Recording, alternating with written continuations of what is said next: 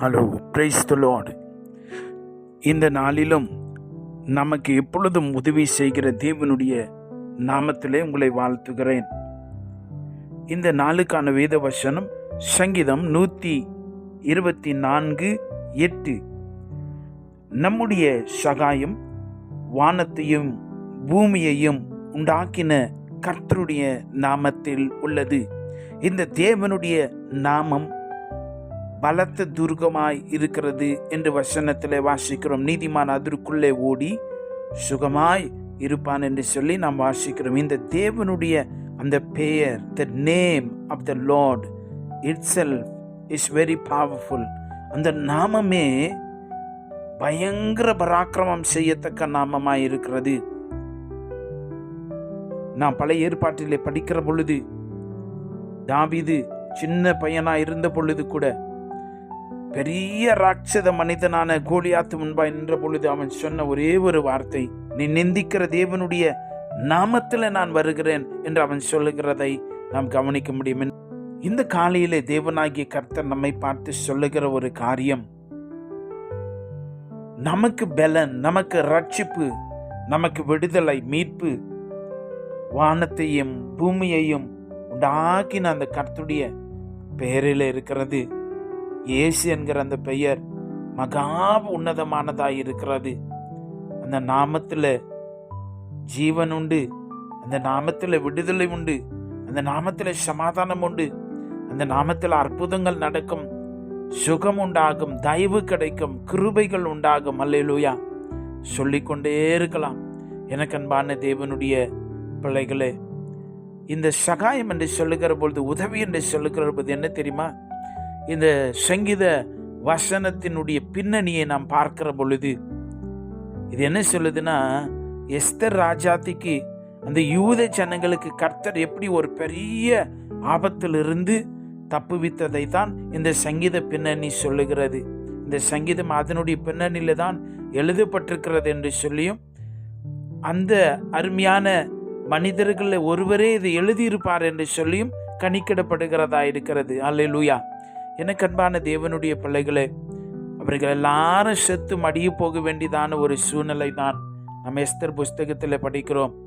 ஆனால் சர்வ வல்லமை உள்ள தேவன் அவர்களை ஆச்சரியமாய் விடுவிக்கிறதை நாம் அங்கே பார்க்க முடிகிறது. இன்னைக்கு உங்களுக்கும் தேவன் அவ்விதமான இக்கட்டிலிருந்தும் உங்களை நான் விடுவிப்பேன் என்று சொல்லி இந்த காலையில் உங்களுக்கு ஊர்ஜிதமாய் சொல்லுகிறார். என்ன இக்கட்டு? எல்லாரும் செத்து போக வேண்டும், யூதர்கள் எல்லாம் அடிந்து போக வேண்டும், அதுதான் இக்கட்டாக இருந்தது. ஆனால் தேவன் தயவுள்ளவராய் இருந்து அவருடைய ஜெபத்தை எல்லாம் கேட்டு யார் அவ்விதமாய் நினைத்தானோ அவனுக்கே அந்த நிலைமை வரும்படி எஸ்தர் புஸ்தகத்தில் நீங்கள் அருமையாய் அந்த சம்பவங்களை நீங்கள் வாசிக்க முடியும். வானத்தையும் பூமியையும் உண்டாக்கின கர்த்தரிடத்திலிருந்து எனக்கு அன்பான தெய்வ பிள்ளையே உனக்கு ஒத்தாசை வரும். அந்த நாமம் பெரியது. வானத்தையும் பூமியை உண்டாக்கின தேவன், அப்ப அவிடத்திலிருந்து உதவி வரும் என்று சொன்னால் லேசானதா இருக்குமா? பெரிய உதவியை கர்த்தர் உங்களுக்கு கொடுக்கிறவராய் இருக்கிறார். வானத்தையும் பூமியும் உண்டாக்கின கர்த்தர் உங்களை ஒவ்வொருவரையும், இந்த வார்த்தைகளை கேட்டுக்கொண்டிருக்கிற உங்களை ஒவ்வொருவரையும் இந்த நாளிலே கட்டாயம் ஆசீர்வதிப்பார். எரேமியாவில் ஒரு வார்த்தை உண்டு. 32:17 வசனத்துல, கர்த்தராகி ஆண்டவரே, இதோ தேவரீர் உம்முடைய மகாபலத்தினாலும் நீட்டப்பட்டமுடைய புயத்தினாலும் வானத்தையும் பூமியையும் உண்டாக்கி நீர், உம்மாலே செய்யக்கூடாத அதிசயமான காரியம் ஒன்றுமில்லை. He is able to do anything for those who believe in him. யாரெல்லாம் அவர் பேரில் நம் நம்பிக்கை வைக்கிறோமோ, விசுவாசிக்கிறோமோ, அந்த நாமத்தை பற்றி கொள்ளுகிறோமோ, அவர்களுக்கு தேவன் தயவாயிறங்கி அவர் உதவி செய்ய வல்லவராயிருக்கிறார். நீங்க அவ்விதமான ஒரு சூழ்நிலை கடந்து போய் கொண்டிருக்கிறீர்கள். அருமையான தேவ பிள்ளையே, கவலைப்படாதிருங்கள். இந்த தேவன் என்றென்றைக்கும் உள்ள சதா காலங்களில் நம்முடைய தேவன், வானத்தையும் பூமின உண்டாக்கிற அந்த தேவன் அவ்வளோ உயர்ந்தவராய், பெரியவராய், வல்லமை உள்ளவராய் இருக்கிறவர். உங்களுக்கு கட்டாயம் உதவி செய்வார். உங்களுடைய இக்கட்டை மாற்றுவார், உங்களுடைய நெருக்கத்தை மாற்றுவார், போராட்டத்தையே முடிவுக்கு கொண்டு வருவார். அந்த யூதர்களுக்கு உண்டான எல்லா இக்கட்டையும் தேவன் விளக்கினாரே, உங்க வாழ்க்கைக்கு இன்னும் செய்ய மாட்டாரா? உங்களுடைய நெருக்கங்கள் மாறாதா? கண்டிப்பாய் மாறும். ஏசப்பாவிலே நம்பிக்கை உள்ளவர்களாயிருங்கள்.